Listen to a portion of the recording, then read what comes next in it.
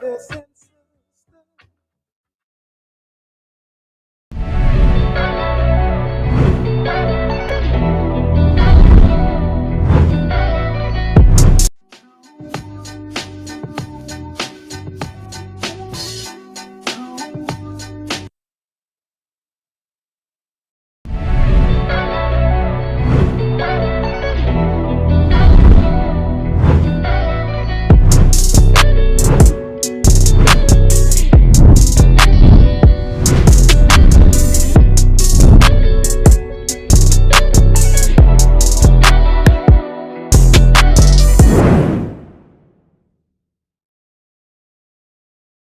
To covering important issues within the community no one else is talking about, the hot topics and more. Ladies and gentlemen, welcome to World One Development's News You Can Use with your host, Mr. Charles Harper and Miss Damali Wilson. Good afternoon, everyone, and welcome to World One Development's News You Can Use. We want to thank everyone for either listening on the radio, watching us on Facebook Live, or on www.kbob899.com, or tuning into any of the News You Can Use media networks, which are powered by World One Development. We really appreciate that.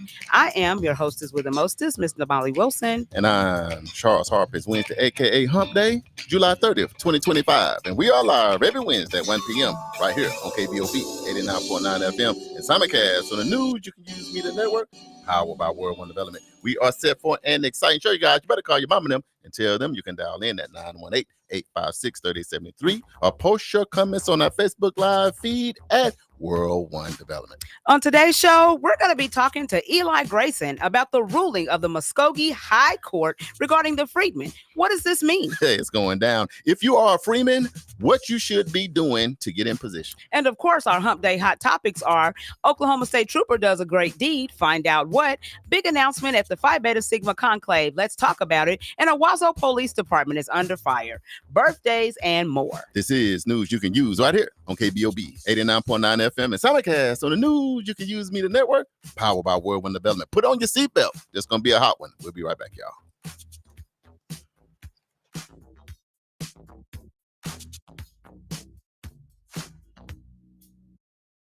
The 36th Street North Event Center is proud to kick off another great season of social gatherings with family and friends. And no matter what the size of your next event, the 36th Street North Event Center has you covered. From event decor to live DJs, even catering, and a world-class sound and lighting system, 36th Street North has your event covered. We offer a state-of-the-art event booking and planning process from start to finish. And whether you're hosting 100, 1,000, 36th Street North Event Center is the premier event center of North Tulsa, located at 1125 East 36th Street North. Share the experience at 36th Street North Event Center and see why we are the number one choice for upscale events, from weddings to birthdays, corporate functions, holiday parties, and so much more.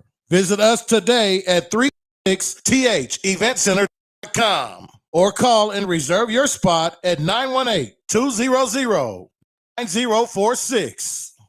EduRec is the place where education and recreation meets. At EduRec, we have a host of programs such as spring break camp, summer camp, and after school. We also have Black History Saturdays. It's located at 5424 North Madison Avenue. To donate, sponsor, or volunteer for any of our programs at EduRec, go to edurectulsa.com. Call EduRec today at 918-430-3947. And you can also visit us on any of our social media platforms at EduRec Tulsa. EduRec Tulsa, where education and recreation meet. Oh, yes, it's bingo night.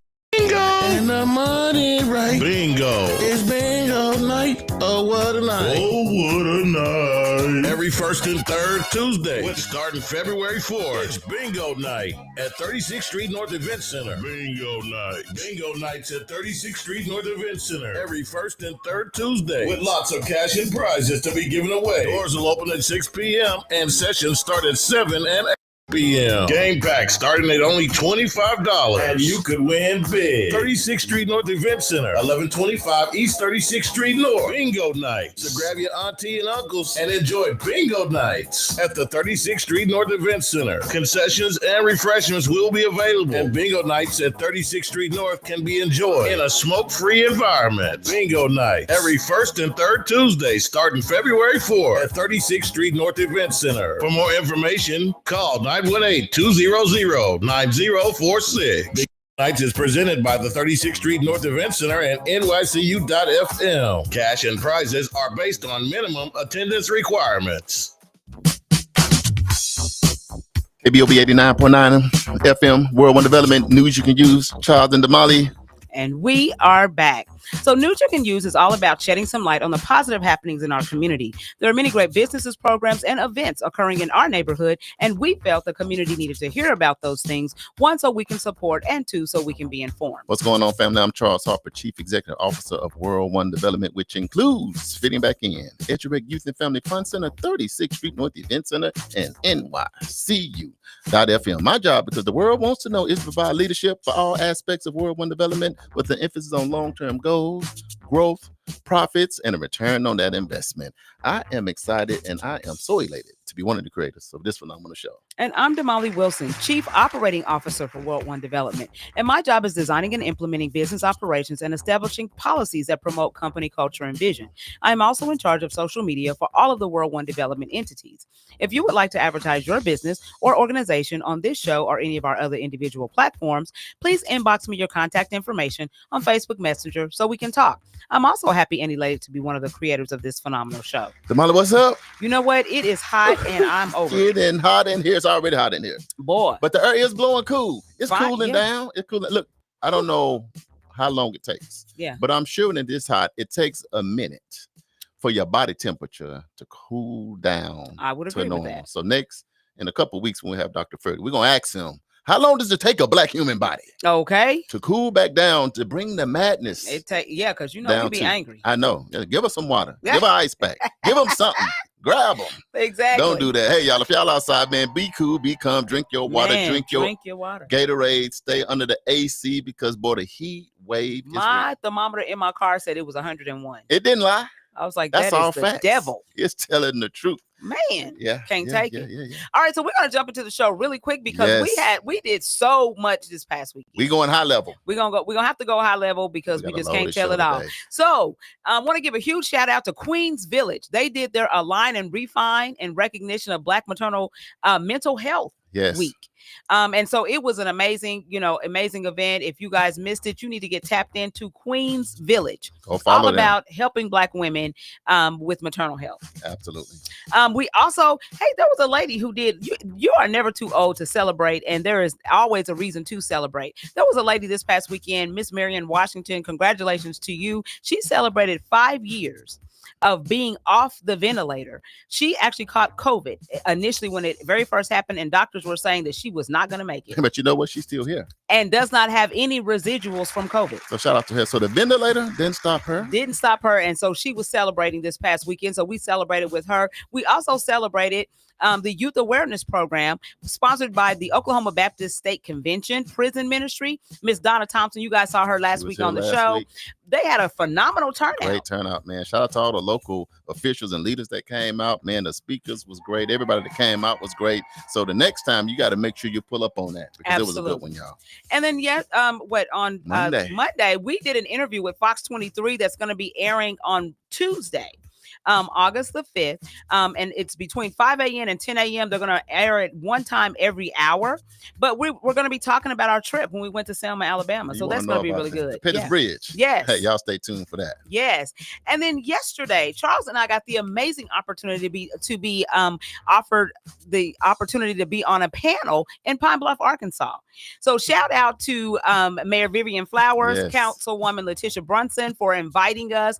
That was a great panel. We had a really great discussion, and hopefully Oasis is going to be going to Pine Bluff. Hey, you know what? Sometimes you got to go across them state lines because no matter where you go, these food insecurities and housing insecurities. A lot of these issues, they're everywhere. So it's good to get together. One, so you don't know you're by yourself. But man, if you don't know, Arkansas is my home state. Went down there, a lot of love, a lot of good food. Oh, yes. I got to shout out the Lamberts, my cousin City D. Yes. And my cousin Rosetta let us pull up at that crib for a little bit to hang out. Man, pull up my uncle and auntie, Uncle Chess, and my Aunt Low. You know, put up in my little bro. Dominique and Baby pulled up too. My twin, if you never, I got a twin, y'all. I don't really have a twin, but people get us mixed up all the time. But we ate, we fellowship, rightfully we so. hung out, had a good time. Yeah. And you know, we didn't pull back up and toast about midnight. I know. Night. But it was a great trip. For you out there, we made sure we was going to be here live in studio. Yeah, so we're running just a little bit behind, but it's all good because we're going to make up some time. There you go. Now, we want to send out prayers to the families of those who lost their lives. You know, this gun violence is really getting out of control.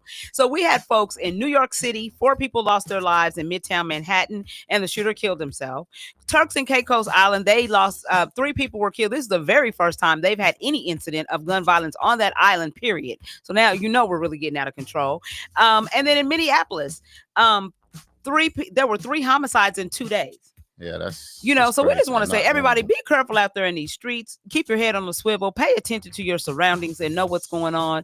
And, legislators, we need to do something about these gun laws. We got to do better with that, man, because people are out of control. Mental health is real. Absolutely. We're going to follow up, and we're going to get y'all some tools that you can use when you're out here to stay safe with you and your family. You want to jump into the Black History Trivia? Let's hit the Black History Trivia question. Let's do it. Get your thinking cap on, y'all. Get your thinking cap on. No Googling. Don't Google. Not right now. Come on now. We know I can see y'all. Yes. I can see y'all. Come on with it. Okay, so here we go. Who owned the Arkansas Weekly, which was a newspaper solely dedicated to the civil rights movement and organized the Little Rock Nine? Was it A, Daisy Bates? Was it B, Miles Ledford Langley? Was it C, Lizzie Dorman Filer? Or was it D, Bass Reeves? It sounds like a setup to me, so I'm gonna go to the live for some shout outs.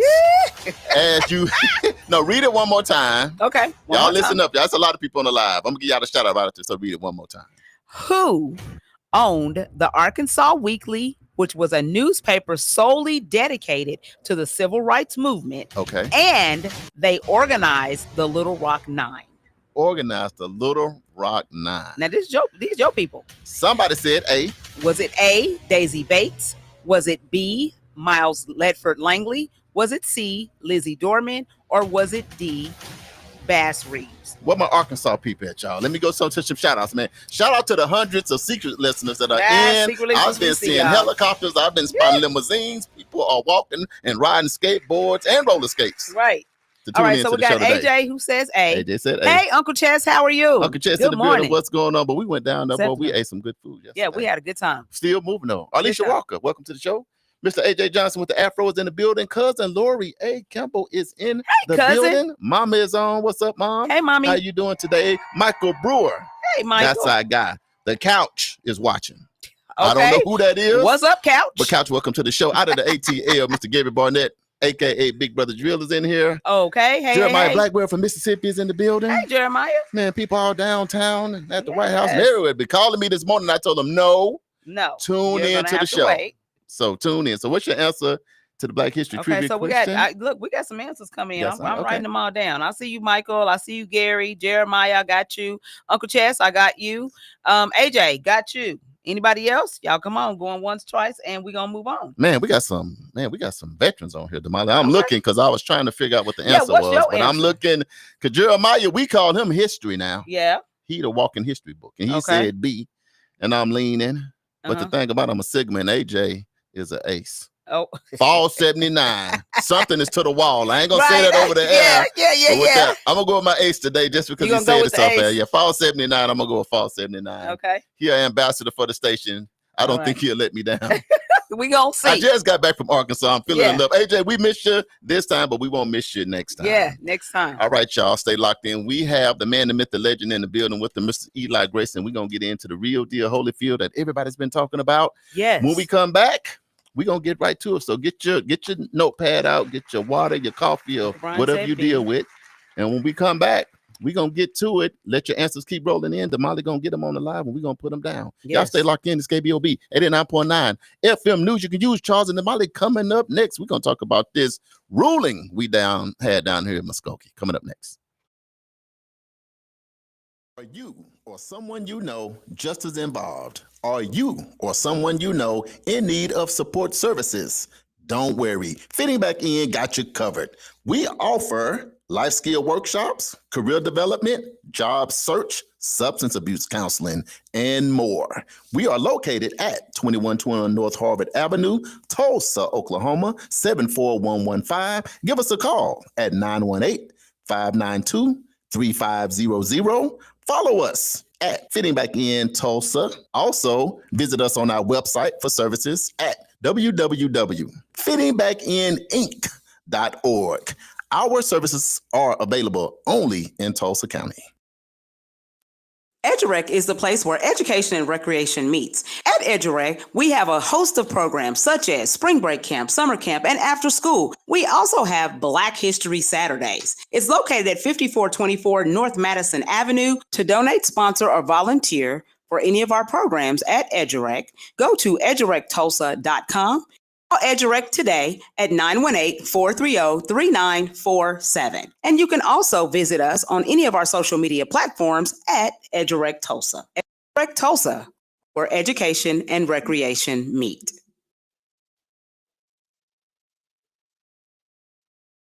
Are you okay? KBOB 89.9 FM World One Development News you can use. Charles and Damali, and we are back. We are back. Now, we have been in Oklahoma. You know, I don't know how many of you have been keeping up with the Freedman debacle that's kind of been going on in our community. And so, you know, there's been a struggle and a fight. But in studio today, we have historian Eli Grayson. You know, now he has his own show on KBOB 89.9 FM where he talks about all things Native American and African American, you know, as they relate to one another. And so we're going to talk to him today and just figure out like what's going on, what we should be doing, you know, for those of us who think we are Native American, you know, and have that Native American lineage. So Mr. Eli Grayson, tell the people a little bit about who you are, what you do, and plug your show really quick. Okay, my show is called African and Indians Table Talk. It's on Tuesdays here at KBOB at 1 o'clock to 2 o'clock.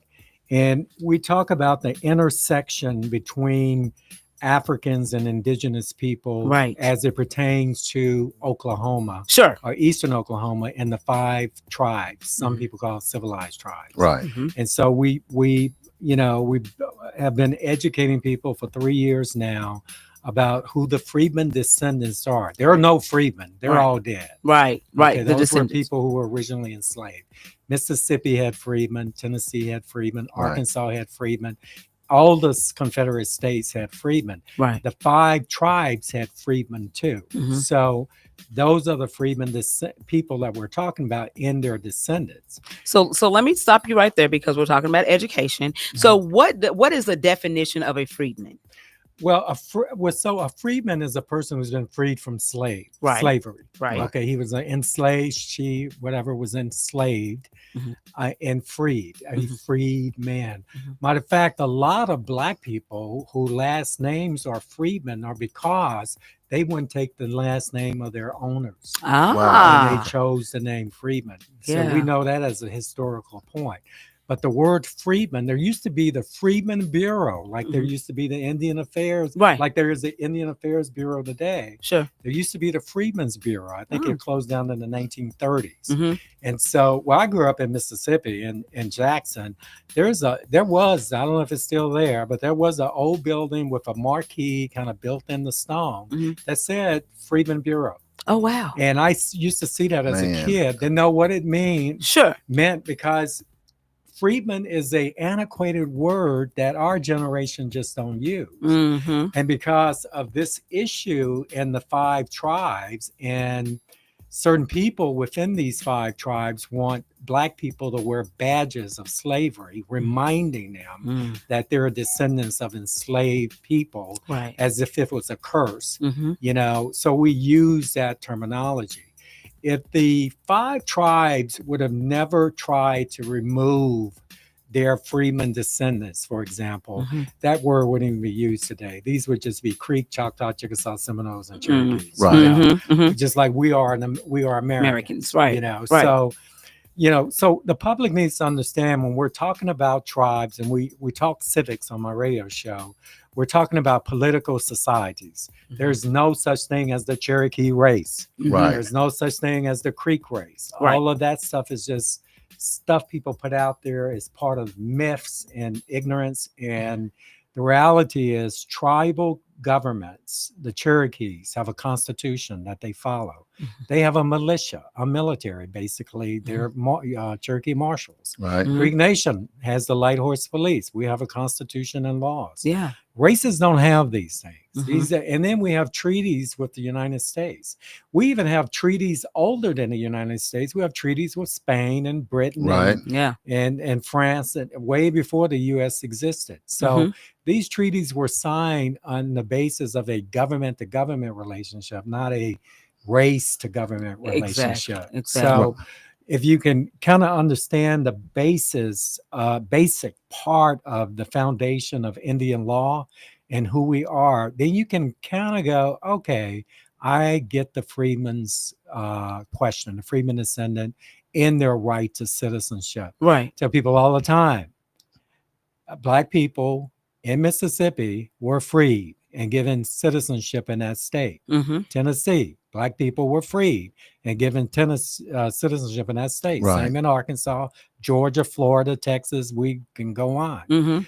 The same thing happened in the 5 tribes. Black people were freed, but because they were not owned by Americans or the U.S. government, they were owned by the Creek Nation or the Choctaw, Chickasaw, Seminole.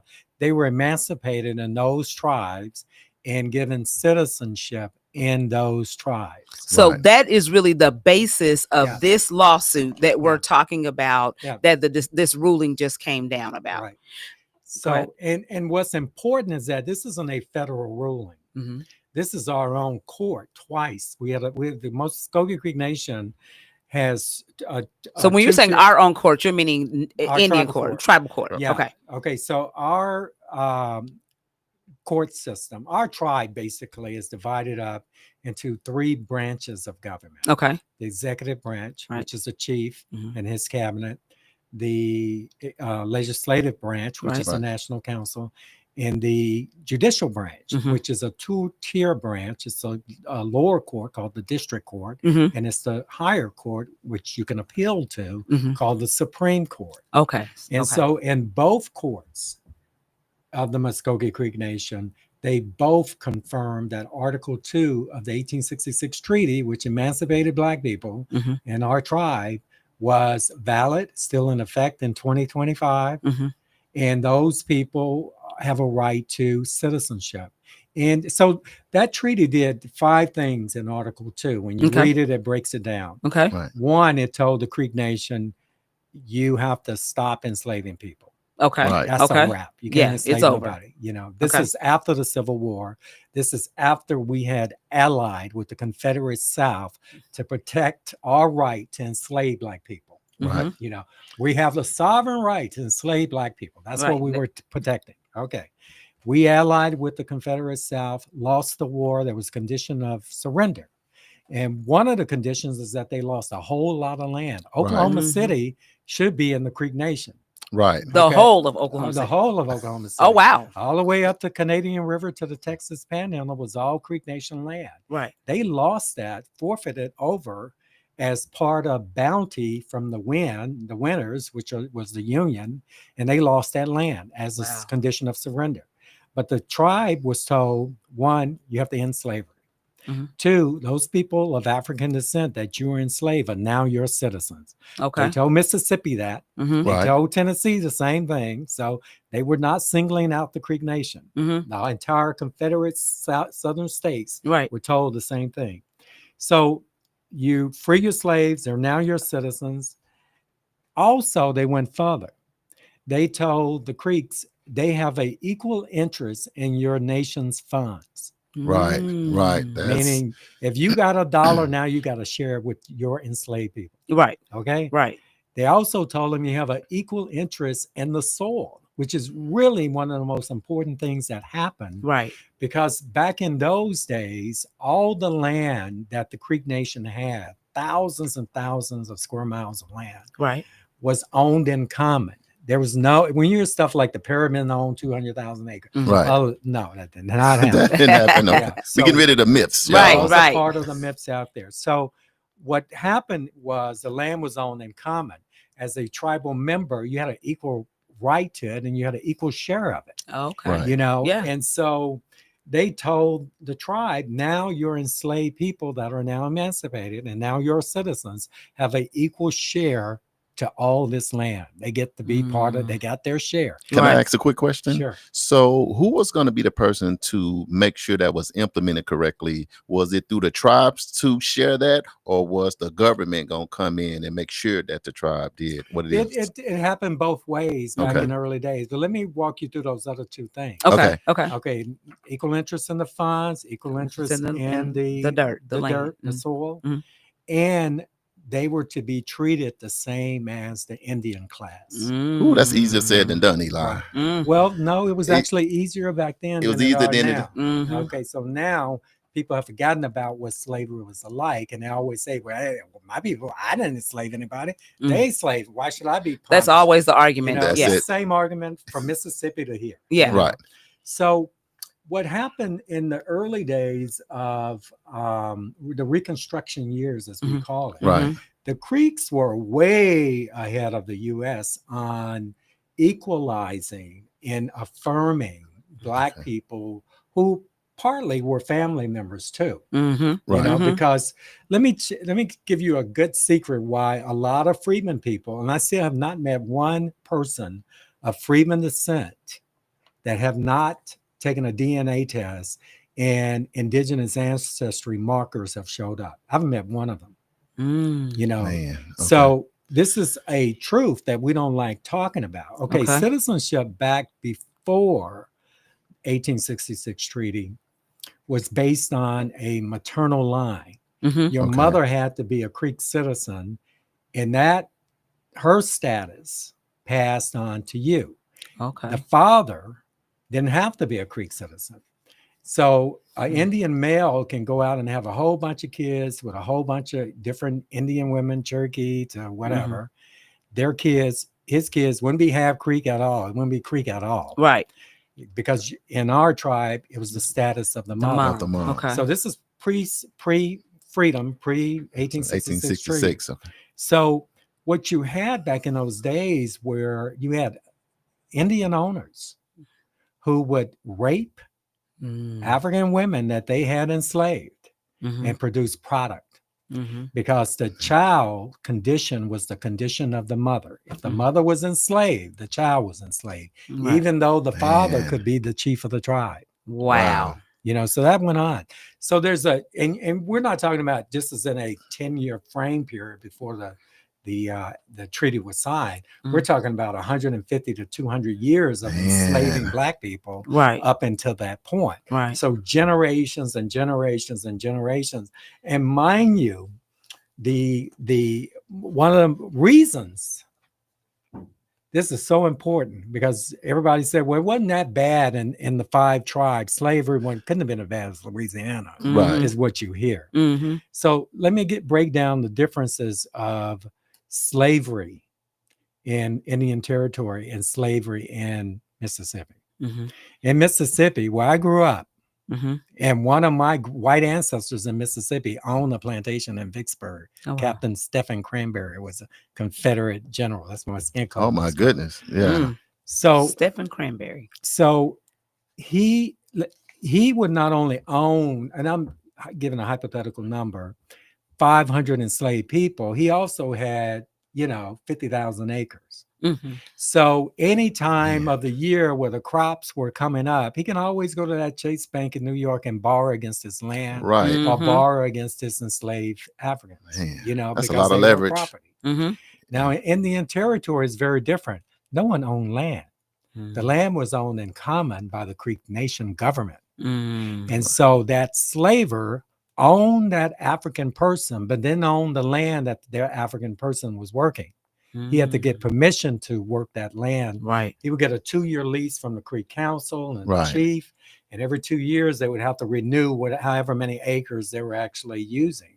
But he couldn't say, oh, I got a crop of cotton coming up and I need to go to Chase to borrow against this land. He didn't have land to borrow against, but he did have enslaved Africans. So his wealth was in people, not in land. Unlike in Mississippi, the plantation owner owned the land and the black people. Wow. Yes. Okay, so that was one of the reasons that why they allied with the South, because as soon as black people became freed in the 5 tribes, you had a lot of Po Indians who had been wealthy the day before. Wow. You know, so you kind of I can see the dynamics. Yeah. So anyway, no, you're good. Oh, okay. So that's why the treaty says they're equal interest in the soil, because they had a right to use it too. You know, and people say, oh, well, they got 160 acres. That too has something to do with the treaty. But the treaty, when it was written, there was no discussion about the federal government coming in, taking our tribal nation and dividing it up, right, to share it with its members, and then creating the state of Oklahoma. That came about later, like 40 years later, that came about. Right. That mainly came about because of the discovery of oil. Right. Oil boom. Yeah. So then I guess my question, and thank you for that history, because that kind of puts it into perspective and what we're really talking about. So with this ruling, what does this mean for folks who know that they have or suspect that they have Creek descent? Okay, so what this means is that you can get enrolled if you are a freedman descendant. Everybody who's descended from the by blood section of the Dawes Rose, and I want to make that clear. There's not the Dawes Rose and then the Creek Freedman Rose. There's the Dawes Rose that have 2 chapters, by blood and freedman, but it's the same book. Same book. Okay. Gotcha. So everybody's on the Dawes Rose. Okay, so what had happened was in 1979, our chief back then decided he didn't want too many black folks in the tribe. I wish I could use other words that he said, but I can't. So you said you were going to be nice. I'm going to be nice. Bobby comes in here and checks me all the time. So there's people on Native American calling this morning. He said, now, Mr. Grayson, we don't have to tell many people this. But you can't cuss on the national radio. Anyway, but he didn't want too many black folks in the tribe. Now, he couldn't get rid of the black people who had ancestry on the by blood row, right? Which is currently 1/3 of the population of the Creek Nation. Oh, wow. Okay? That's a lot. Wow. So, which is about 110,000 people population, and 1/3 of them have some African ancestry, you know? Right. So now you got about 45,000 more people who are probably entitled to be enrolled. Right. And so you have a huge population of black folks going to be in the Creek Nation. And that makes people upset. Why? Hey, you got to see Jesus about that. That's your it is what it is. Right. That's your own prison that you're going to have to plead the blood and do all that stuff. Right. Are you going to not see those pearly gates? Right. So anyway, they kicked these people out based on they didn't have Indian blood, and they were not on the by blood section. When we know that the majority of those people who test positive from their DNA do have Indian blood. So they kicked them out, and it's been 40 some years. It's been since 1979 that they did this. Yeah. And the Creek Freedmen have tried through many different avenues. Even back in the 1980s, there was an old man named John McIntosh, who was 95 at the time. He was an original Creek Freedman. Wow. And he died in the process, and his lawsuit kind of went away. And so, and various people through the years have picked it up.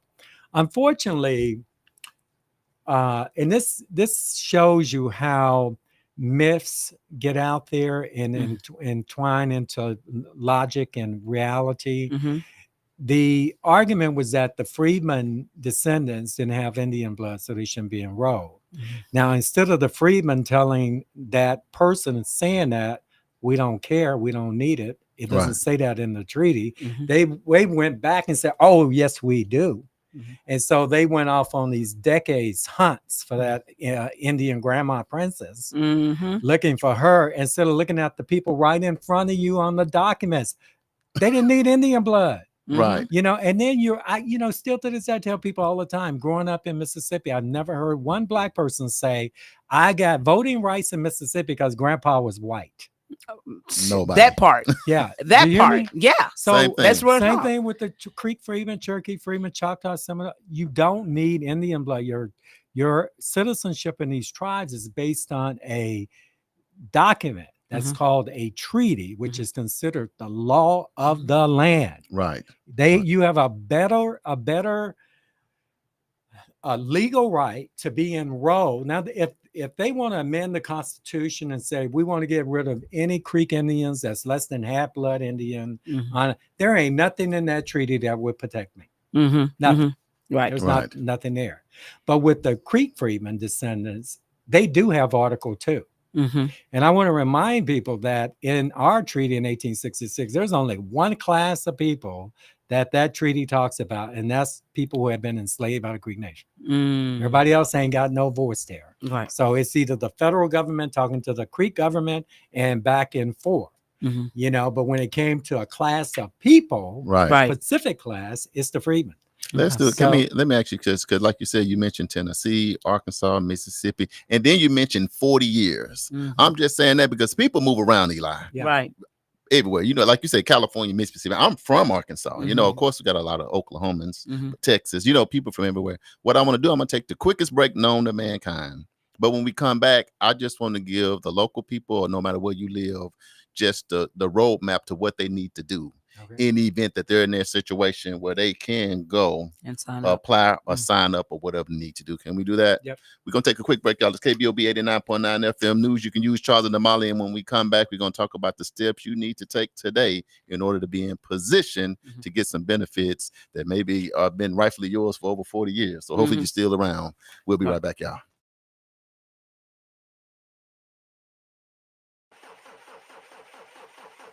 Sound familiar? Well, guess what? Sounds like you need the Last Stop Shop. The only name you need to know, the Last Stop Shop. Tulsa area's #1 mobile mechanic service. And they come to you. They get you running or stopping again. From brakes to starters, alternators, generators, RV, even welding repair. They also do mobile fleet and mobile oil changes. Like I told you, this will be the last stop you ever make. Call the Last Stop Shop. Tulsa area's #1 mobile mechanic service.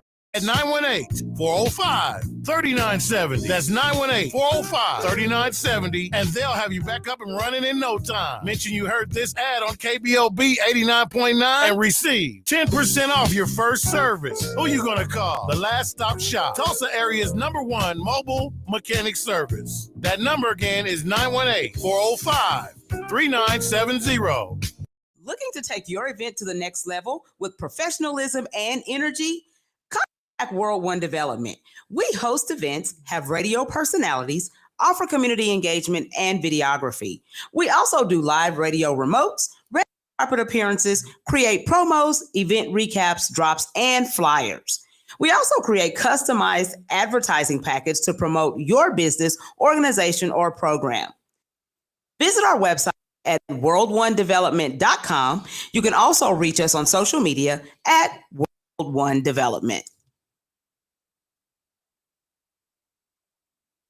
EduRec is the place where education and recreation meets. At EduRec, we have a host of programs such as spring break camp, summer camp, and after school. We also have Black History Saturdays. It's located at 5424 North Madison Avenue. To donate, sponsor, or volunteer for any of our programs at EduRec, go to edurectulsa.com. Call EduRec today at 918-430-3947. And you can also visit us on any of our social media platforms at EduRec Tulsa. EduRec Tulsa, where education and recreation meet.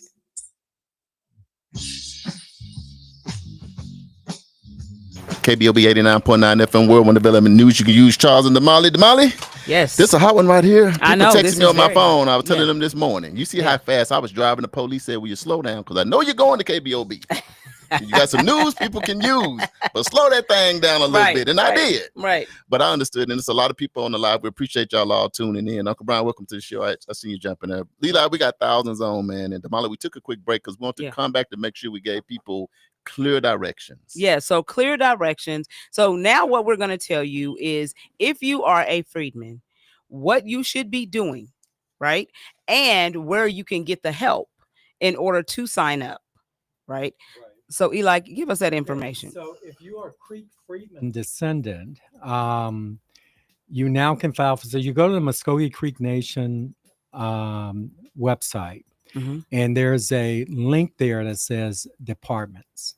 Okay. So you want to click on that, and then you want to scroll down to the Citizenship Board or Citizenship Office. It's going to say one of those.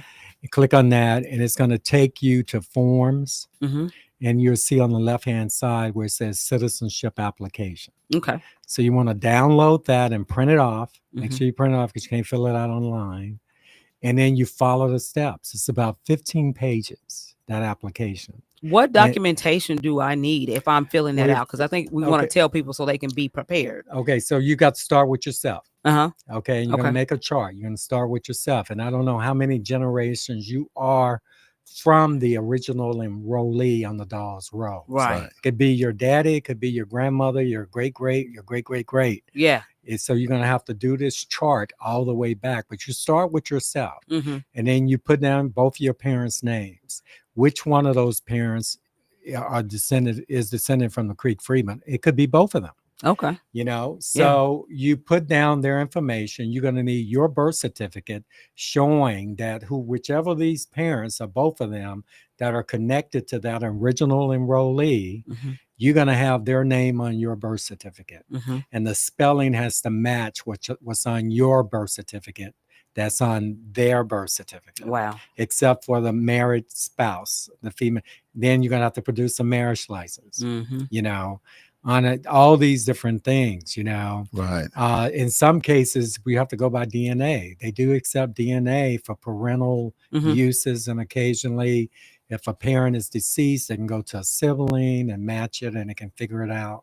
They do, at this point in time in the Creek Nation, they do allow that technology. That's awesome. So you're going to need a lot of birth certificates and then a lot of death certificates because people have died. And then you're going to need Social Security information. Right. You know, so that stuff is actually easy to get. You got the Social Security Death Index online, Social Security offices online. And as a descendant of whoever you're applying for, you just have to sign the paper saying that was grandpa or papa or mother or whatever. You know, and they give that. Same thing with birth certificates with the state. Now, if you're out in California, California issues 2 birth certificates. One is from the county and one is from the state. The federal government, which is this citizenship application, is a federal process. Oh, wow. Okay, the federal government does not accept the county of California birth certificates. That's Okay, all so, you Cali. Yeah, so if you're out there, Cali make people. sure that the application you apply for is from the state, and it says State of California certified birth certificate. If it's got a county on it anyway, that ain't the one. You're just wasting your time. So, you know, understand that too. There are 2 types of citizenship IDs at the tribe. Now, first of all, when you go there, if you're talking about this among your family people, please don't say I'm getting my Indian card. Please don't say all these derogatory terms that are offensive to a lot of people. Man. And it also shows your disconnect from the tribal nations themselves. Right. So what you're applying for is tribal citizenship. And so what you're getting is a naturalization form, you know, just like you would if you're applying for American citizenship. Say them 2 things again, Damali, write them down, because I don't want to look crazy when I show up my stuff. Don't say no Indian card. Hold on, let me make sure I get it right. So what's the 2 things? Tribal citizenship. Yeah. And your naturalization, right? Well, it's a naturalization process because Yes, the tribes are nations. Okay. Naturalization is because tribes are political societies. There are nations of people with their own constitutions. You know why I said that? Because in Arkansas, where I grew up, if your hair was a little curly on the edge, they said that boy got Indian in him right there. And you just go on down the road. But see, we can't do that, y'all. It's not with the freedmen about how much Indian blood you get. It's not about that. So just wipe that out. Go bragging about your ancestor was a slaver, because that's the chance that why it's there. Exactly. Okay. So there are 2 types of tribal IDs. One is just a regular citizenship ID. I can use it at the airport. I can use it at Walgreens. I can use it at the bank. It's that. Then we have something called the enhanced ID, which is issued by the Homeland Security Department. They've approved for the Creek Nation to do this. I carry both. The enhanced ID allows me to go to Canada, Mexico, the islands, South America, all the way down to the tip to to Antarctica. You know, if anywhere in the Western Hemisphere, I can travel with my tribal enhanced ID. And I encourage to, after you get your citizenship, another card you want to go after immediately is your election card, your voter ID card in the tribe. Right. And the Creek Nation has a vote election this September on the 20th. You have until September 9th. Hear me, people. September 9th to make sure your citizenship process is done and you have that ID in your hand. So you can call that election office and apply for a voter's ID so you can vote in this election for national council members. And they're all running on putting y'all out. So you want to make sure you're in this election. Right. Yeah. Okay. And that's the 9th of 2025, y'all. Yeah. Yeah. That's September 9th, 9th. 2025, September the 20th. That's right around the corner. Election. So. And then, so the last thing is, where can people get help in order to sign up? Okay. So your event. You're going to, we have an event tonight at Vernon, historic Vernon, AME on Greenwood, 311 North Greenwood at 6 p.m. And we're asking for volunteers because mainly what we're hoping to come out is people who don't have printers at home and can't print the application off. 15 pages. Or can't go to the Creek Nation actually pick up a copy. So we're providing that. I mean, I was printing all last night, all this morning. And we're hoping that we get some people, young people like this young man, to come in and help people fill them out, not in answering questions, but writing the document. Because you don't want to be denied on chicken scratch. Right. And I know the older I get, people think I'm a doctor because you can read like, what is that? It's just how I write. I write like I don't give a what, And my handwriting comes across like that. Right. Now, one time Eli gave me a check when I went to the bank. They said, I can't read it, but that's Eli. I'll go ahead.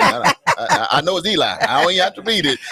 It's like, when I was a kid, I had perfect penmanship. I know, right? And the older I get, and I asked a doctor of mine, is it maybe I'm getting Parkinson's?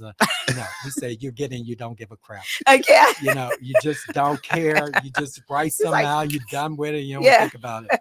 Yeah. So tonight at Vernon. 6 Come out tonight, 6 Ron p.m. Graham, who's a genealogy and really helped hundreds of people apply in the past. He's going to come out and help people. Awesome.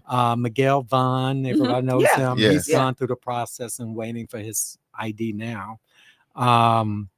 He's going to come out and give a testimony on his experience of having to appeal and do all those things and what happened, So, but mainly we want people to come out and be empathetic to a neighbor who don't have a printer at home. Right. Or not, have the sophistication of having a computer, where they can print off stuff and do that.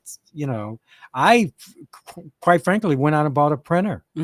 Yeah. Because I stopped having one at home. I stopped having a fax machine, all these things like that, because I just don't need them anymore. Let me ask you this, Eli. So for some people, for whatever reason, they were like, well, what benefits are there? I'm going to fill out 15 pages and all that. Just give them some of the benefits of being part of the tribe. Number one, you get to share in my headache.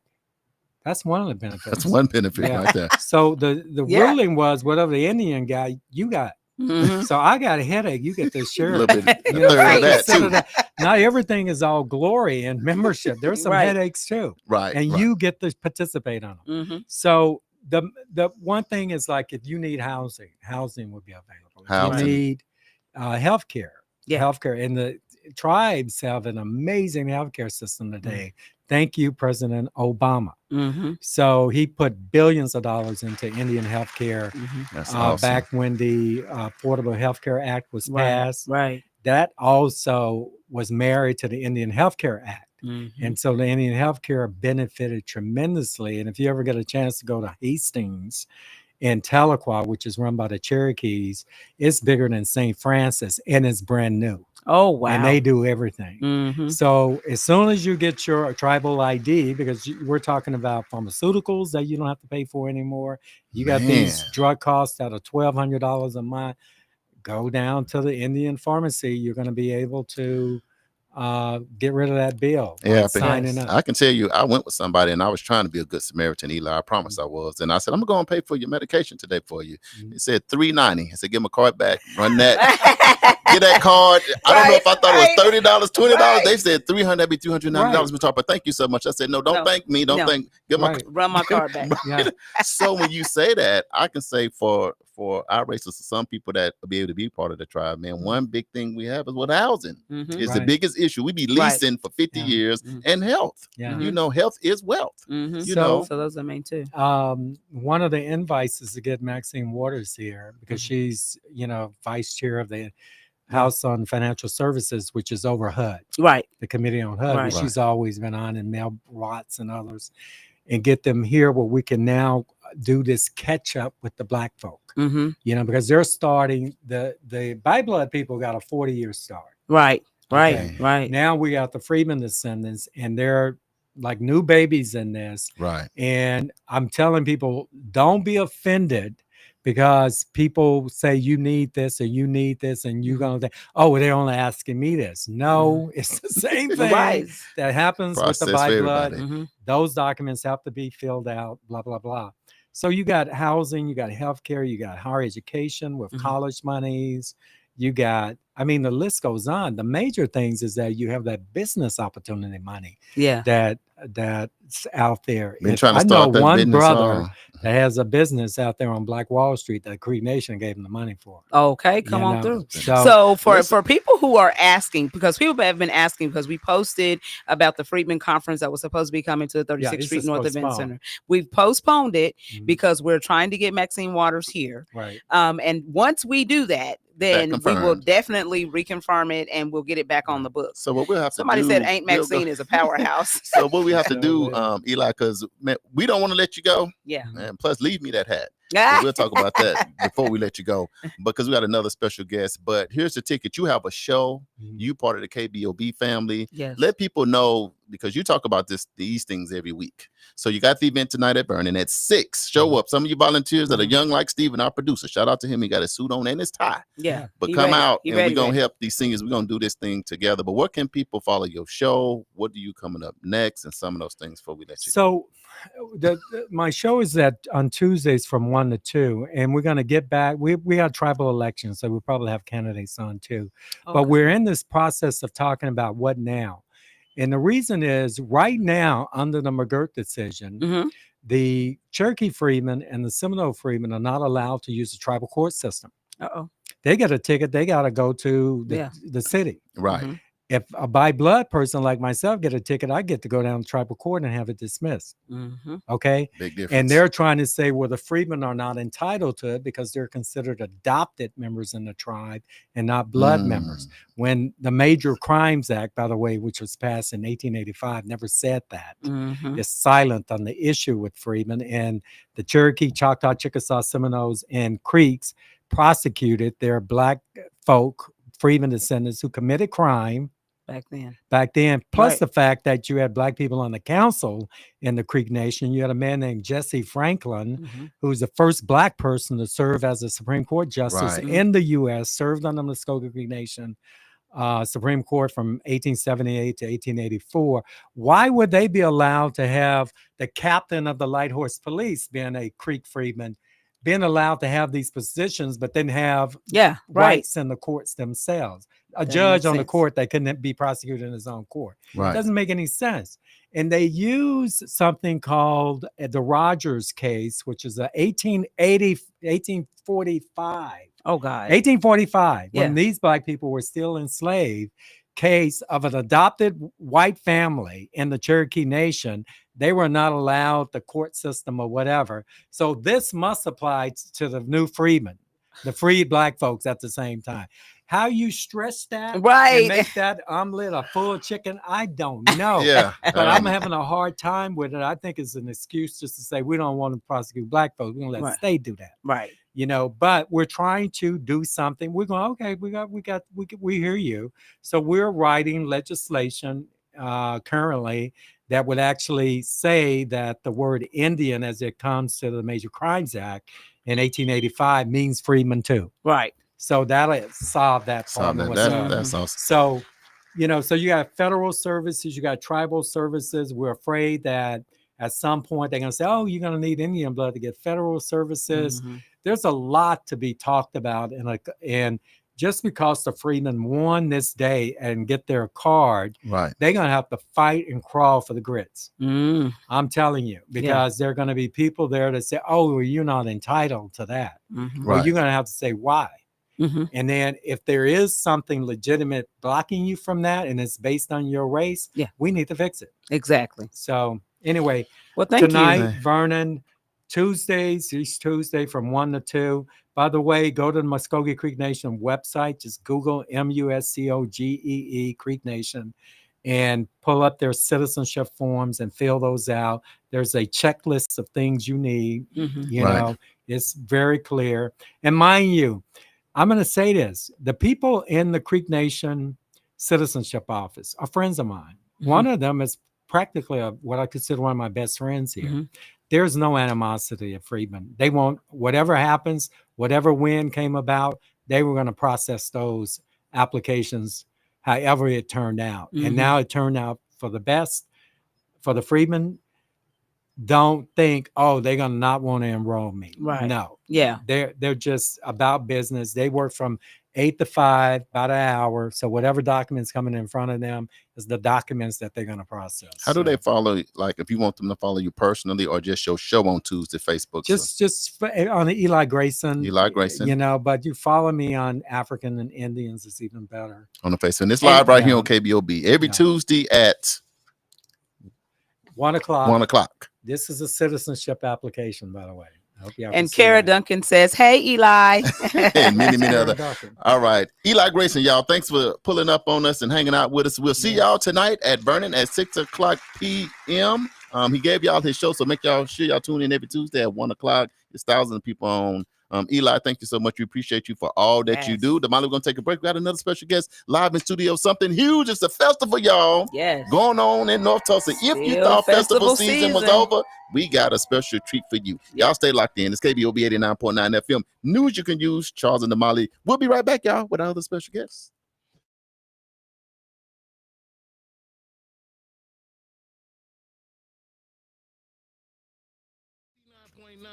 We'd like to say thank you to all of our listeners and sponsors who donate to help keep our media program alive. Reaching the community, the Juice Radio Network continues to expand as influencers in the community of North Tulsa and beyond, but can't do that without your help. That's why it's important that we as a community continue to support the Juice Radio Show and keep 89.9 on the air. The community not only deserves this service, but needs this service. Let's continue to support the mission and giving a voice to the voiceless and donate to the Juice Radio Show. The Juice Radio Show is a nonprofit 501c3 powered by KBOB 89.9 and Eden Media Services, operating solely off the gifts, donations, and contributions made by listeners like yourself. All donations made to the Juice Radio Show are tax deductible and can be sent to 1216 North Land Avenue, Suite D, Tulsa, Oklahoma 74106. It's Tulsa,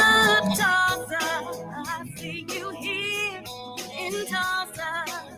I'm in Tulsa chilling. We appreciate your continued support and thanks for listening to KBO 89.9 FM. Looking to take your event to the next level with professionalism and energy? Contact World One Development.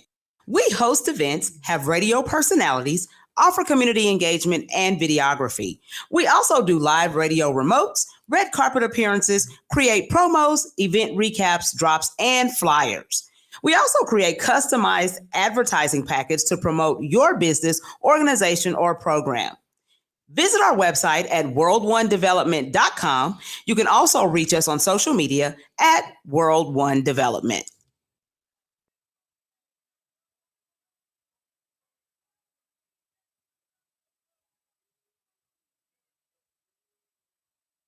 The 36th Street North Event Center is proud to kick off another great season of social gatherings with family and friends. And no matter what the size of your next event, the 36th Street North Event Center has you covered. From event decor to live DJs, even catering, and a world-class sound and lighting system, 36th Street North has your event covered. We offer a state-of-the-art event booking and planning process from start to finish. And whether you're hosting 100 or 1,000, 36th Street North Event Center is the premier event center of North Tulsa, located at 1125 East 36th Street North. Share the experience at 36th Street North Event Center and see why we are the #1 choice for upscale events, from weddings to birthdays, corporate functions, holiday parties, and so much more. Visit us today at 36theventcenter.com or call and reserve your spot at 918-200-9046. KBOB 89.9 FM World One Development News. You can use Charles and Damali. Boy, Eli Grayson. Man, y'all got the scoop. So, if you need help, if you are of the Native American tribe and you are needing help filling out your paperwork, go to Vernon tonight at 6 o'clock. And if you know somebody, and if you want to do something good, click share right now. That little arrow, just click share and say, hey, all my family and friends, you need to check this show out. Right. And you might need to go to Vernon tonight because did you hear all them benefits? Yeah. And now remember, you've got to show documentation. So don't waste your time or nobody else's time. You're going to have to get what Eli said, a lot of birth certificates and a lot of death certificates. He said it's not that bad, though. Yeah. It's not that bad, but I'm just saying, be prepared. Be prepared. Don't come just thinking, oh, I'm getting ready to sign up because I think, you're going to have to prove it. Let me tell you something. I showed up to college, Damali, and all I had was a pencil. I said, somebody is going to let me in. It's going to help you. Tell me what I need. Yeah. Because sometimes you just got to show up. Because guess what, Damali? My boy Chris McLaren told me you can't fake showing up. Now that is true. So if you can't do nothing else, show up and we'll figure the rest of it out. We got another special guest, Damali? We do have another special guest. This is one of my classmates, and I'm always excited when he comes because he's always got great stuff happening and great stuff going on. So we have Mr. Reggie Ivy in the building once again. So super excited about that. How are you doing, Reggie? I am doing well. Good. So let people know who you are and what you do now. And then we'll talk a little bit about your event here in a minute. Well, I'm Reggie Ivy. I'm the executive director of Northside Neighbors. We are anchored on 36th Street. Yeah. Our focus is really neighborhood resident engagement. And so we don't want any new development to happen in our area without residents knowing what's going on. Yeah. Right. But we also want them to be a part of it. And so we have 4 pillars that we're working in. We want to bring more diverse and mixed income housing to the 36th Street corridor. Yes. There's some going on there now, but we need 3 times that. Absolutely. We need more single family homes coming to that area. Secondly, we want to improve the school system from cradle to career. So we want to make sure that we're working with Dr. J with Tulsa Public Schools and the school leaders in that area to improve the feeder pattern into McLean. Right. The other thing that we're also doing is doing work around community wellness. We want to create these third places where residents can come together to engage with one another. So where's the coffee shop? Yes. On 36th Street. Right. There you go. Where are places where residents can just naturally come together, enjoy each other, learn from each other, those sorts of things. Yeah. But we also want to improve health outcomes. In that area, residents are dying prematurely because of cardiovascular disease, stroke, diabetes. I know on this radio station, you all talk about that on a regular basis. But we want to make sure that we are having interventions that can really reduce those numbers. Yes. Some want to think that the reasons that people are dying in North Tulsa is because of homicides, gun violence, that sort of thing. That is not the case. Not true. Nope. And so, and again, we want to make sure that we are telling the truth about North Tulsa because there are a lot of myths out there. So we want to break those myths and tell the truth of what's happening in the community. Lastly, we want to bring about economic vitality. Yeah. And with that, we want to make sure that people are making a living wage. Yes. We want to make sure that they can apply for jobs in the community. Right. So there's a Peoria Mohawk Business Park. That's one business there right now, Muncie Power. Right. But you will notice that toward 36th Street and Lewis. They've cleared off that They're land. moving dirt. Right. They want to bring more businesses to the area so residents can apply for jobs in the neighborhood in which they live. So those are things that we want to do. So I can say that you guys are a great partner in thinking about and strategizing about how community can live, work, and play in their same area. And then engaging partners to help do that. So we have been honored to be a partner with you guys and to work alongside you to create this, or to, I guess, maybe facilitate this task and this endeavor that you guys are trying to undertake. So there's an event that's going to be happening on Saturday. And people, we want you to start praying for us now because it is hot. It's gonna be a little warm. It's gonna be a little warm, but we gonna do what we gotta do, right? Must go on. So Reggie, tell the folks a little bit about what's going on this Saturday. All right. Northside Neighbors is hosting the Back to School Neighbor Fest. I like it. And the reason that we named it that is that it's just not a typical back to school event. We want it to be a festival. Yes. So we're going to have a stage with live entertainment. Tara Payne, who is a well-known gospel singer, she's going to be on the stage. David Townsend's going to be on the stage. Charles and Damali are going to be our hosts for that day, and we're so excited about that. Angela Craven's going to be on the stage doing line dancing. Line dances going down. I got my fan ready. Where them fans at? All right. Well, we're going to have entertainment. Yeah. But we're also giving away 500 backpacks and school supplies to the first 500 children that show up. A free meal. Yes. And so Sugar Bears. Yes. Marcus Harper is going to be on site distributing great food for the volunteers and also for the participants throughout that day. We have over 20 community partners that are going to be there sharing information under that particular tent. And it's information that North Tulsa residents need. And so we're really excited to have those partners join us.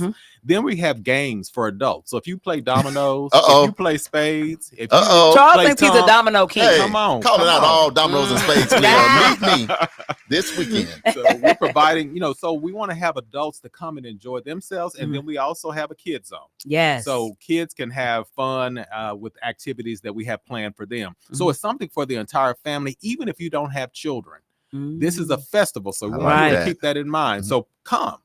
So we're really excited. We're hoping to have 1,000 people show up. It's at Hawthorne Park. I said that from 10 a.m. to 2 p.m. Yes. We encourage people to park at Crossover parking lot or Hawthorne Elementary parking lot.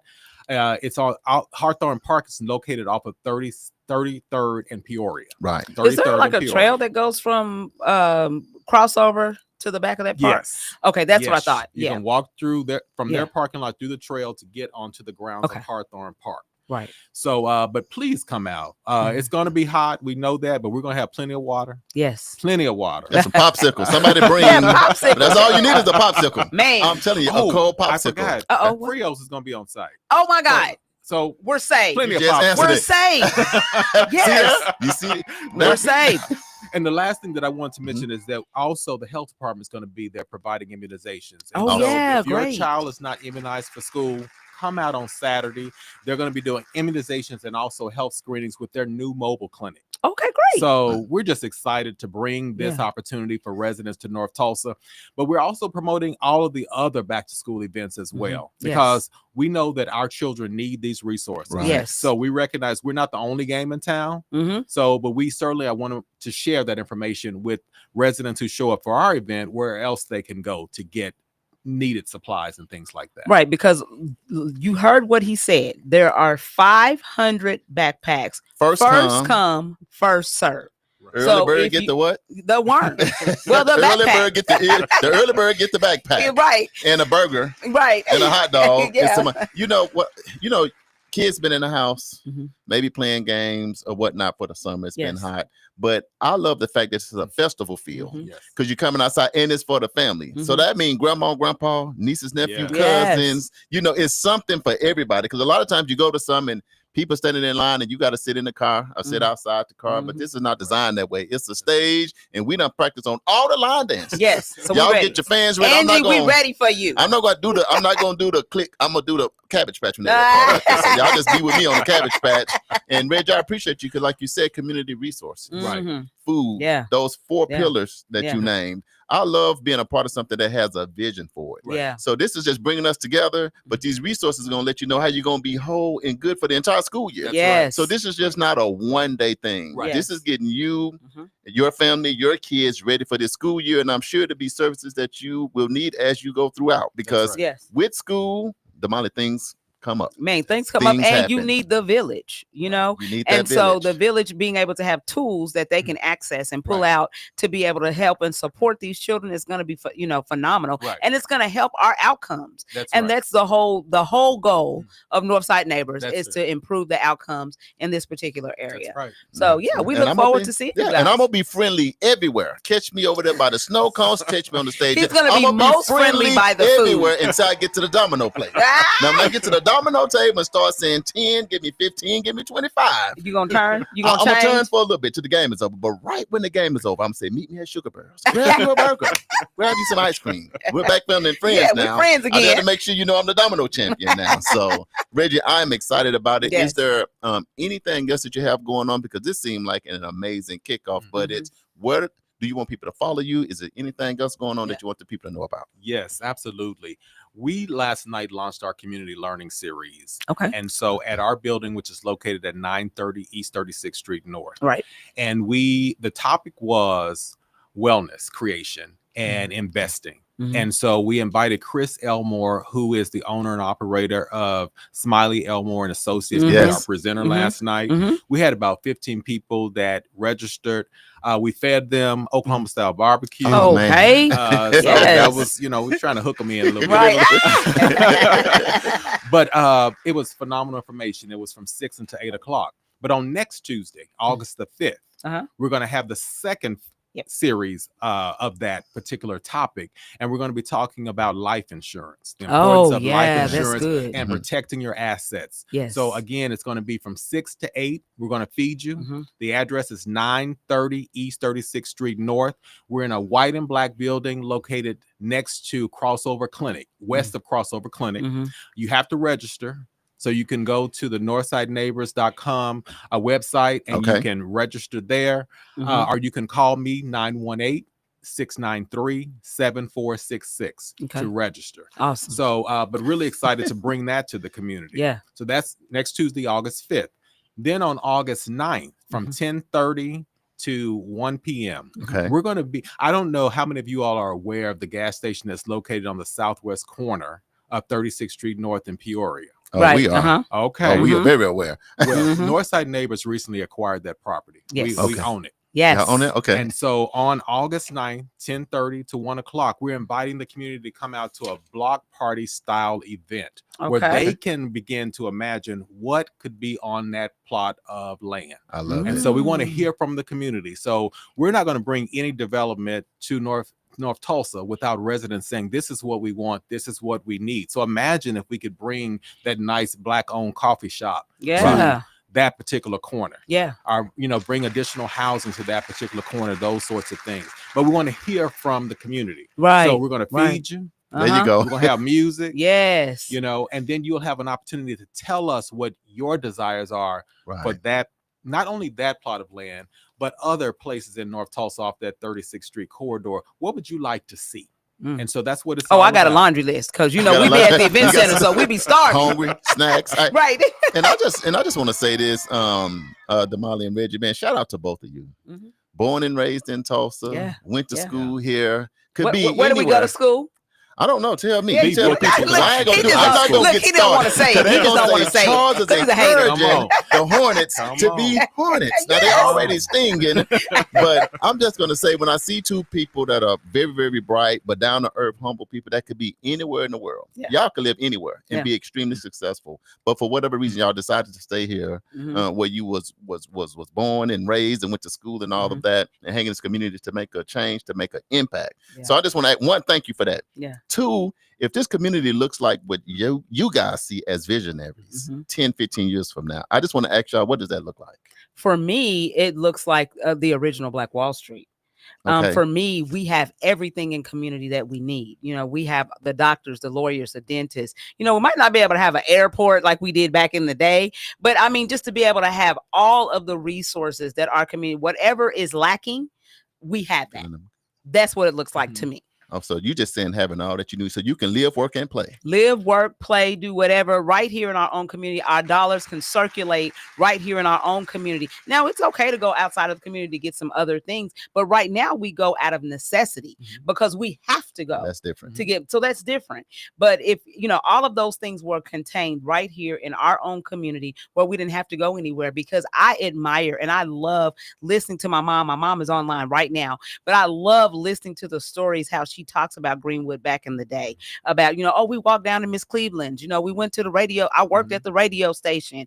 I went over here. I went over, and it's like, man, I mean, and now I caught the tail end of it, right. But I was little. So of course I didn't get to take advantage of all of that, but to just be able to just go and walk and just, commune with our community, and people know your name, the police officers in the community, it's not all this craziness because we know each other, right? That would just be, man, Reggie, you are allowing people to dream again as you dream. So what does this dream look like to you? Well, I echo everything that Damali just shared, but I want to create a Black legacy district. Oh, great. So that it's new with a connection to Black Wall Street. Right. And so, and I love to have it on that 36th Street corridor because I believe that that's the town center for North Tulsa. So imagine that. So in Tulsa, we have the Pearl District, the Art District, the Rose District.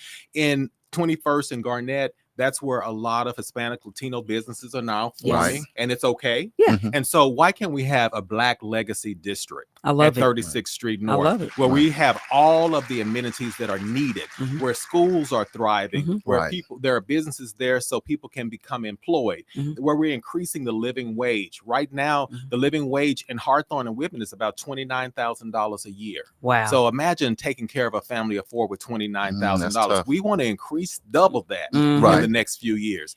So all the amenities that a person needs, we'd love to see that on 36th Street North, and where it's walkable too, like you were saying, and that we activate that trail. How many of us use the trail? Never. Really? Never.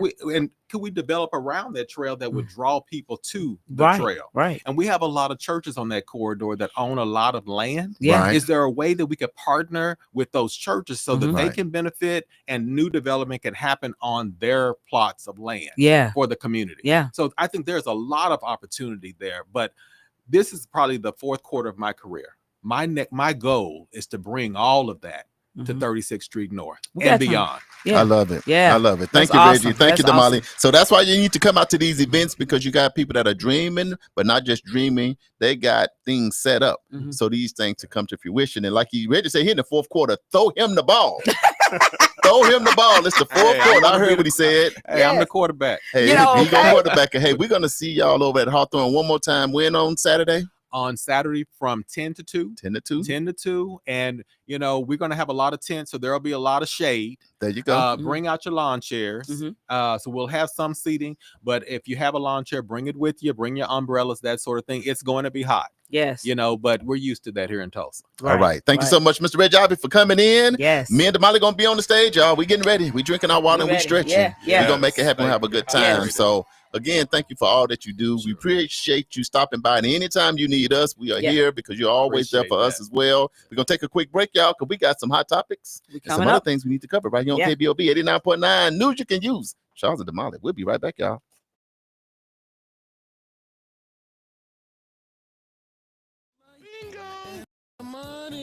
Bingo. It's bingo night. Oh, what a night. Oh, what a night. Every first and third Tuesday, starting February 4th, it's bingo night at 36th Street North Event Center. Bingo night. Bingo nights at 36th Street North Event Center. First and third Tuesday, with lots of and prizes to be given away. Doors will open at 6 p.m. and sessions start at 7 and 8 p.m. Game packs starting at only $25. And you could win big. 36th Street North Event Center, 1125 East 36th Street North. Bingo nights. So grab your auntie and uncles and enjoy bingo nights at the 36th Street North Event Center. Concessions and refreshments will be available. And bingo at 36th Street North can be enjoyed in a smoke-free environment. Bingo night every first and third Tuesday starting February 4th at 36th Street North Event Center. For more information, call 918-200-9046. Bingo Nights is presented by the 36th Street North Event Center and NYCU.FM. Cash and prizes are based on radio show and KBOB 89.9.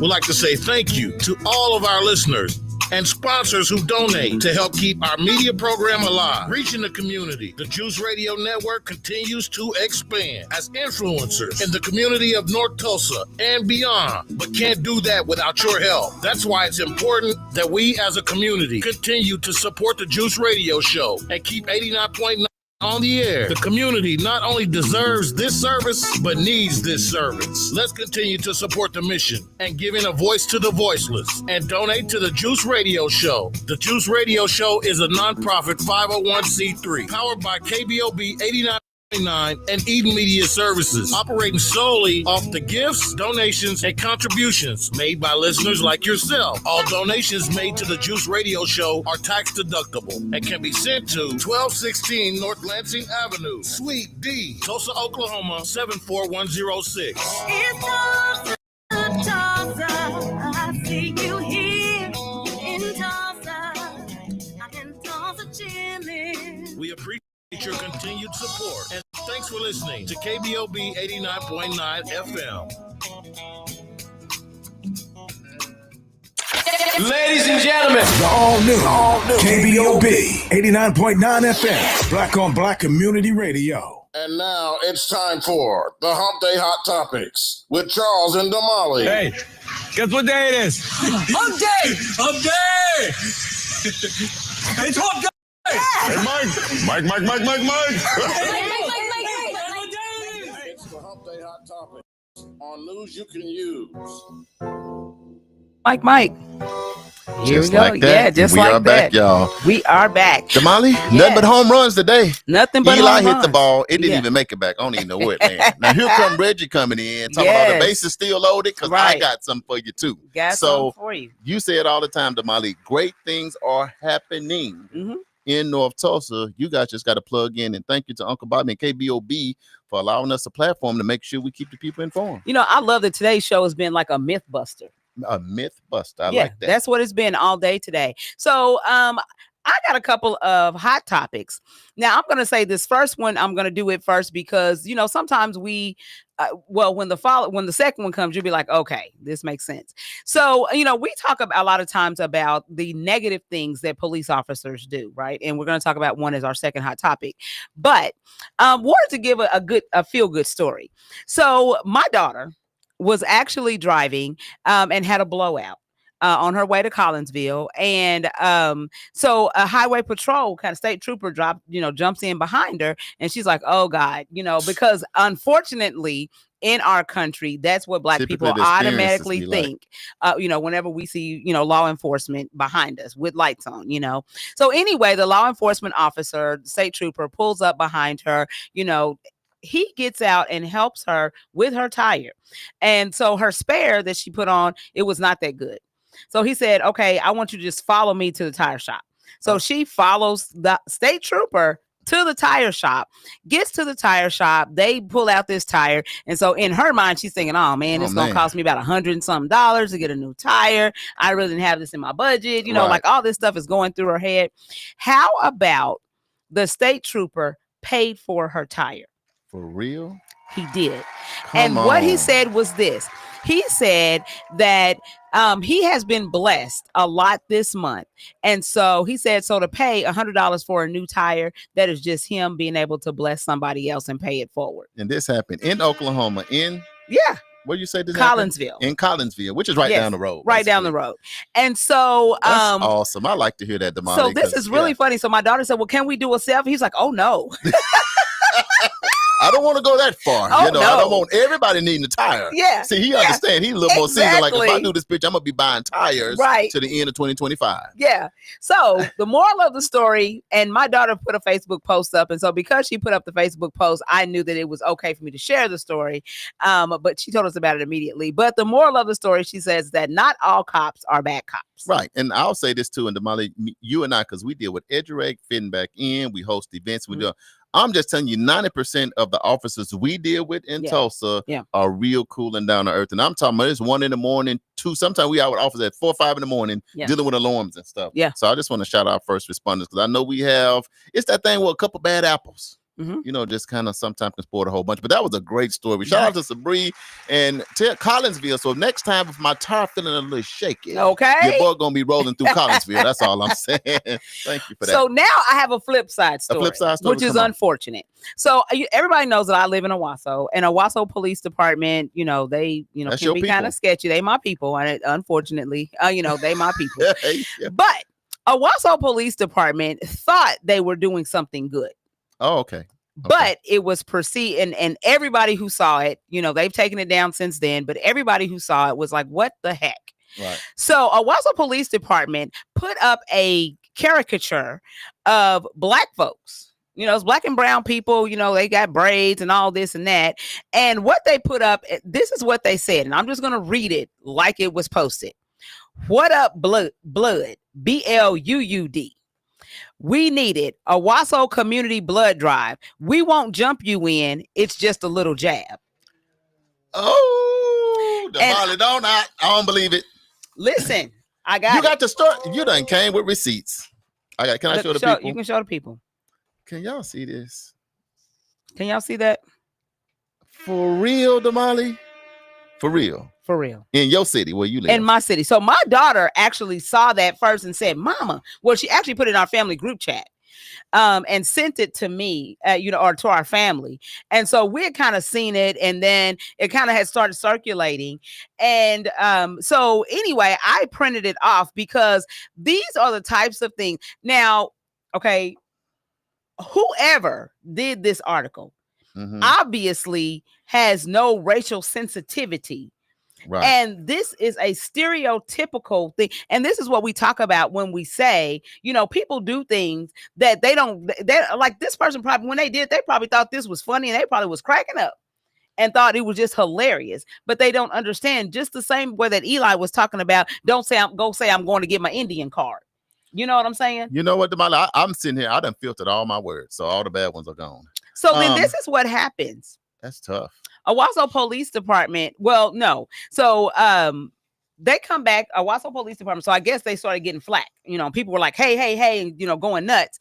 And so they end up doing an apology. Right. And of you course, don't have to read the whole apology, because it's just so bad. I don't even want to hear the whole apology. Because it's beyond apology, like they did at the city of Tulsa. Right. Because I just think that my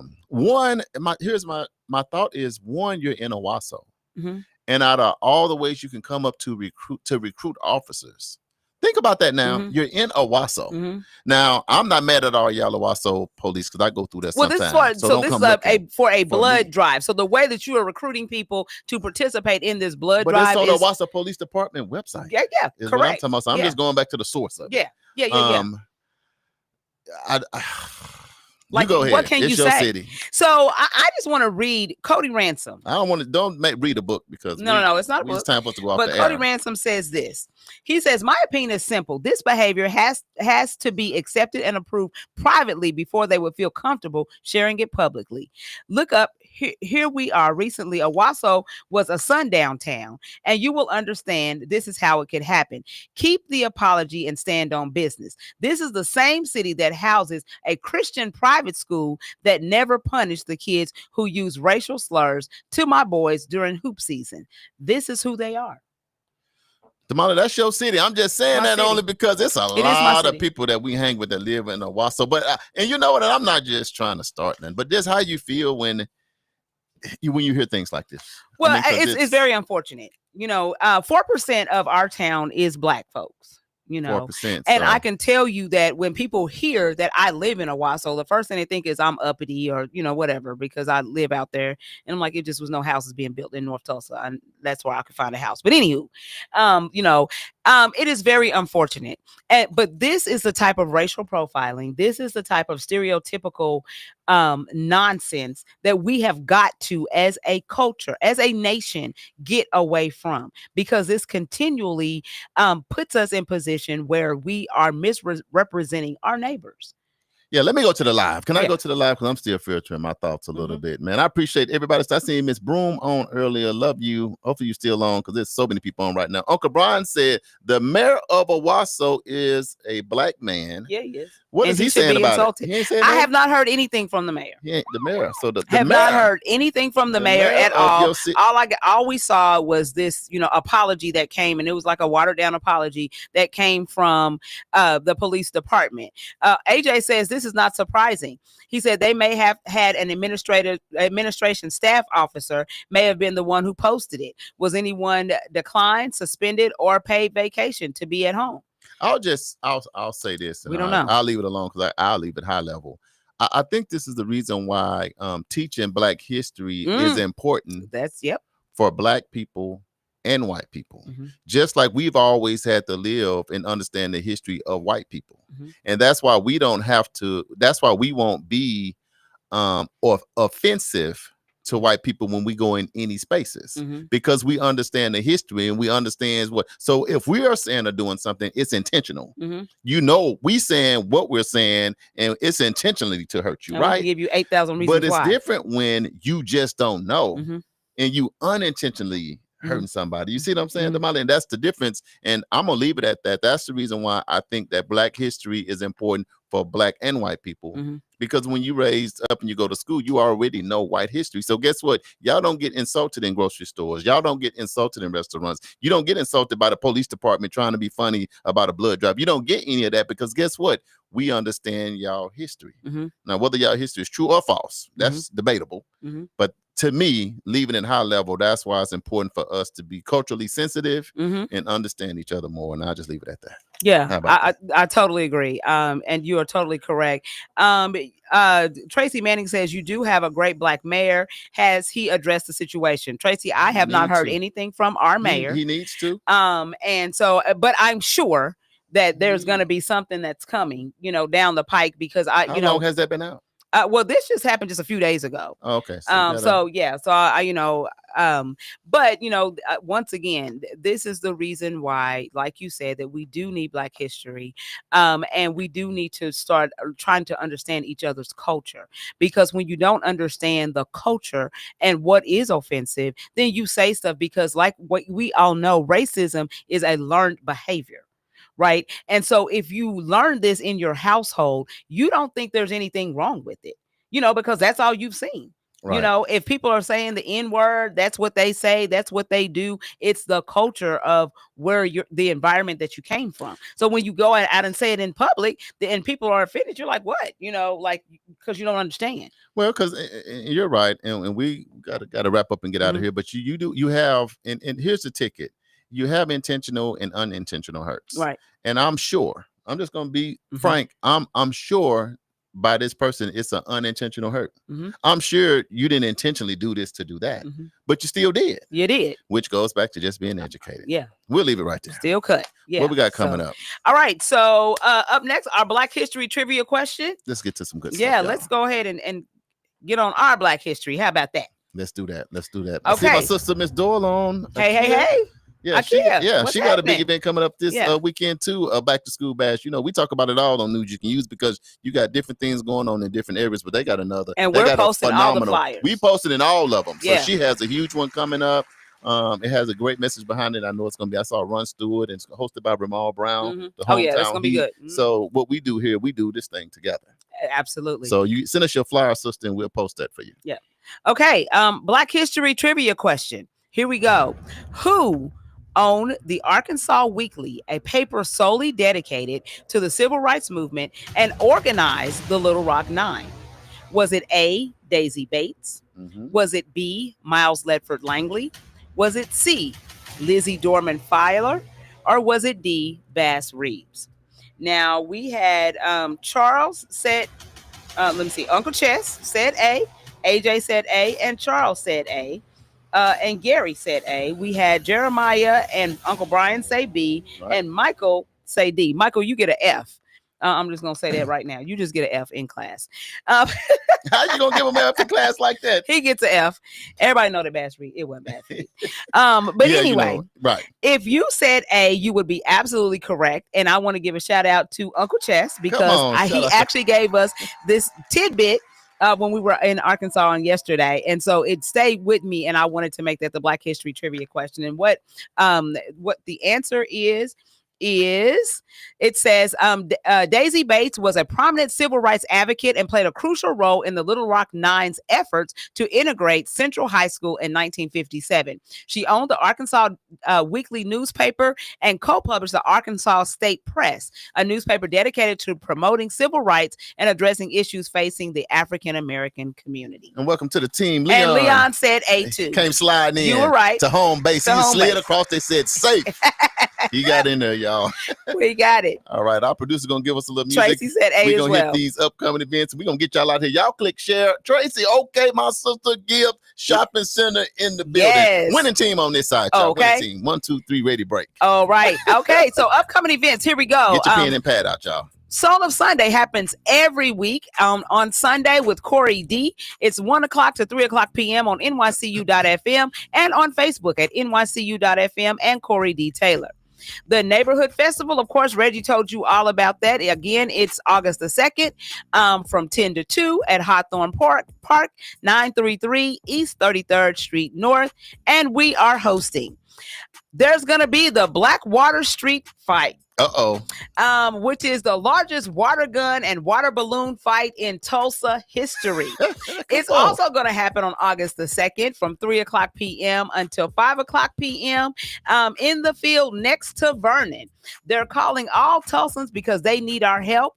They are wanting you to drop off. This is what they need: water guns, battery or pump style, water balloons, biodegradable preferred. They want monetary donations to cover permits, gear, and safety. The drop-off location is going to be at the Greenwood Griot, which is located at 10 North Greenwood Avenue, Suite B. That is our guy, Cody Ransom. That's his spot. Right. So you guys bring your donations, and then, whatever. No donation is too large or too small, and we'll have a good time out there with them water guns. And you know what? I'm going to win it. You want me to tell you what I'm going to win that thing with? What? I'm going to win it with a water hose. You see, where I'm from, I just need some high pressure on it. You put your thumb on that. You know what I'm saying? I remember that. Yes. You put your thumb. I'm going to watch. Look, everybody going to watch. Yeah. Y'all going to see. When y'all see the water hose come up, you better run. Because I'm ready, y'all. Yeah, so that's going to be fun. Shout out to Cody Ransom for just organizing this event and thinking of something positive for us to do as a family, as a community, right there on Greenwood. And this is for the young folks. So young folks, let's do it, y'all show up. Get these water young folks balloons. It ain't for it's for me. Nah, I'm going to be there. Yes. I'm going to be right in the middle of the mix. It's going to be fun. I'm telling you, it's going to be not fun. Only that, I'm going to have goggles on. Okay. And I'm not playing with y'all. We see a brother with goggles on. I'm going to have a plastic bag on my head because I don't want to get my hair wet. The sisters is going to be way back behind the Greenwood Culture Center. You playing? I'm in there. Okay, I'm in that thing. All right, let's do it. All right. Lacey Park Back to School Block Party. Yeah. It's going to be happening on August the 9th at 11 a.m. to 2 p.m. It's located at 2134 North Madison Place. So we're going to have a good time. We're going to be hosting 10 to 2. We're going to be hosting that too. So the line dances will continue. The food going to be coming out. South Lake Church, the ice cream band gonna be outside. You're gonna have stuff inside, outside. The water park gonna be going on. The music gonna be going. Hey, pull up at Lacey Park. It's gonna be a blast. Chavez is gonna be here next week to talk more about that in detail. Jazz on the Green is going to be happening with Michael Fields Jr. It's going to happen that night. So y'all see how we got something happening in the morning, something happening at night. Yeah. August the 9th at 6 o'clock p.m. This is taking place at the Guthrie Green. It's going to be featuring Andrea Lisa, Nathan Mitchell, Hank Bila, and our very own T. Rush. It's going down. Now look at Leon to be your own people. He said you're going to be stuck connected to the building with a water hose. I see. I need an extension, y'all. You know how you tie them together? About 15 I'm gonna give me about 300 feet, Leon. Give me about 300 feet. If I can't win it at 300 feet, I do not deserve to win. Right. Okay, the Spreading Hope Back to School Bash 2025 is going to be happening August the 16th. It's going to be from 11 until 2 o'clock p.m. at B.S. Roberts Park. So that's right across from Langston University. That's at 914 North Greenwood Avenue. Registration opens at 9:30. At 11:30, there's going to be youth resources and empowerment. At 1 o'clock, the Oklahoma Parent Center is going to be helping you understand IEPs and 504s. At 1:30, they're going to be talking about disability law and disability rights. Ramal Brown is the hometown heat is going to be the MC for that particular event. And this is a partnership with all of us. Want to give a huge shout out to like Quick Trip. They've already donated like 500 donuts. Man, it's going and down. Water for everybody. I mean, we've got, donations coming in from all of our motorcycle clubs, individuals, car club. I mean, Sweet Lisa's making donations.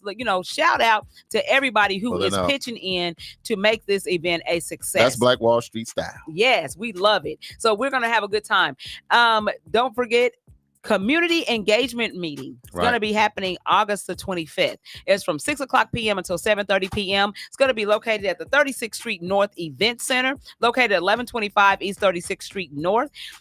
This is Northside Neighbors is going to be doing this particular event. Dinner is going to be provided. So you guys come on over and check it out, and see what's happening and what's going on in community. Reggie just gave you some, amazing ideas and things that are going on. So we want to continue that spirit. We want you guys to be involved. So this is your opportunity. Let's do it. Birthdays. August the 1st, Sheila Vaughn, who is our friend over in London. It's going to be her birthday, as well as Brandon Jackson with the biker rally. It's going to be his birthday as well. Happy birthday, family. Happy August birthday, 2nd, y'all. Barbara over in Uganda has a birthday, as well as Annette Owens with Lavish Touch Caterers, and Demaria Monday, who is a commissioner with myself. So happy birthday to you, ladies. We are super excited for you. And then don't forget, you can hit us up on any of our social media platforms. That's Facebook. On Facebook, that's the 36th Street North Event Center, Edgerec Youth and Family Fun Center, World One Development, NYCU.FM, and Fitting Back In Prison Reentry. Yep, just like that. And my niece's birthday, Mario's birthday, is on August 3rd. Thank God I did not forget about that. Amaria. So happy birthday to my niece. That's coming up right around the corner. If you would like to reach us here on the radio show for advertising, hosting, marketing, promos, community engagement, or to appear live on our show, go to nycu.fm, complete the form. Someone from our staff will reach out to you. Please stroll to the bottom of nycu.fm, click that subscribe button, and stay up to speed on the breaking news that is happening. This has been News You Can Use. I'm one of your hosts, Mr. Charles Harper. And I'm Damali Wilson. And we are live every Wednesday from 1 p.m. to 2 p.m. So make sure you tune in. Now, the views and thoughts and opinions expressed on this program belong solely to the host and their guests, and not necessarily to this station, organization, committee, or other group or individual associated with KBOB 89.9 FM. You guys have a wonderful week, and we'll see you next week. Love y'all. We're going to be on the stage. Yes. Get your fans ready. You ready? I'm Where ready. them fans Yeah, at? we ready. We ready. You got your fan? I do. In the car. I ain't got no fan. I'm like, where the water at? And the popsicles. Tracy, what's going on, my sister? Love you.